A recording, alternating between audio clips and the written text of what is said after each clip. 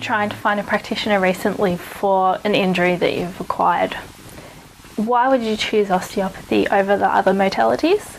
Well, osteopathy is a whole body. It means that osteopaths will look at the body as a whole unit. So we'll treat you as a whole.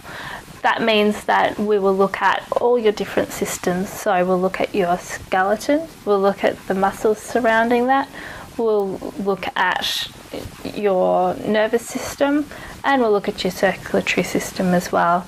And using all these together, we will try and find an efficient way to help your body move again and go back to its normal.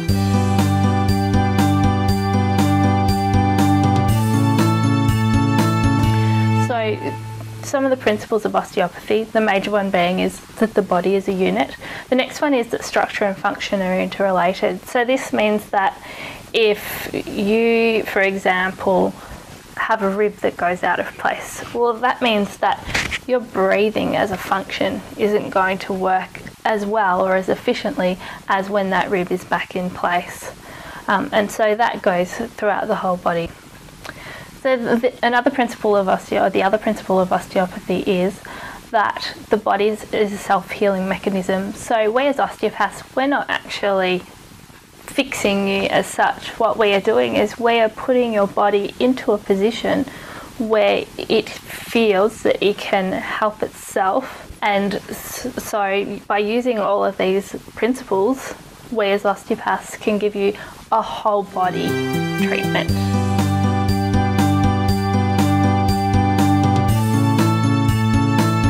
So the most common condition that an osteopath would see would probably be back pain, lower back pain, or neck pain and headaches. But they're not the only things that we can treat. We can also treat problems with extremities, so RSI, sporting injuries, a knee injury, problems with your shoulders. We can treat a whole range of issues because we are treating the body as a whole.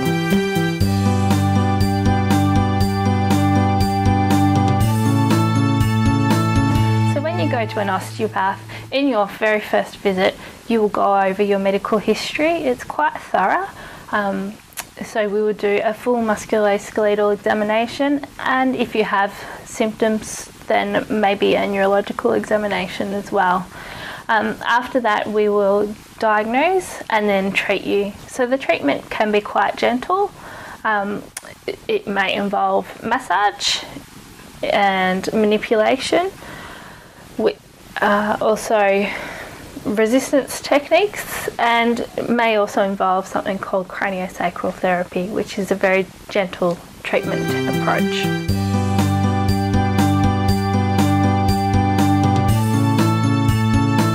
To come to an osteopath, no, you don't need a referral. You can just walk in and make an appointment.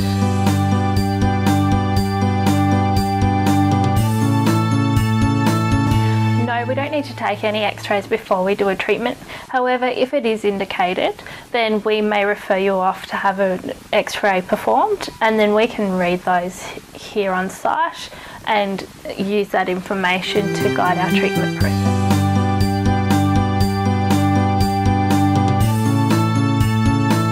An osteopathy treatment, for the initial treatment, it's typically 1 hour. That allows us, of course, to take the medical history as well as diagnose and treat.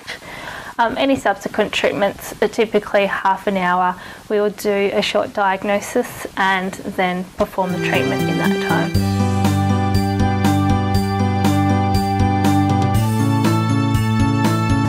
Yes, so with osteopathy, most health insurers will give you a rebate. That will change depending on which health insurer you are with and what type of cover that you have. So check with your health insurer.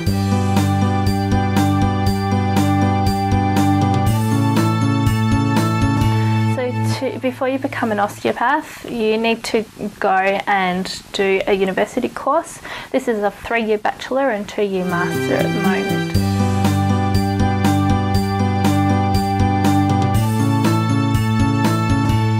The things that are studied in the osteopathy degree are very much based on anatomy, physiology, pathology, So it's very evidence-based and very scientific. And then on top of that, of course, we learn osteopathic treatment techniques and certain diagnostic techniques as well.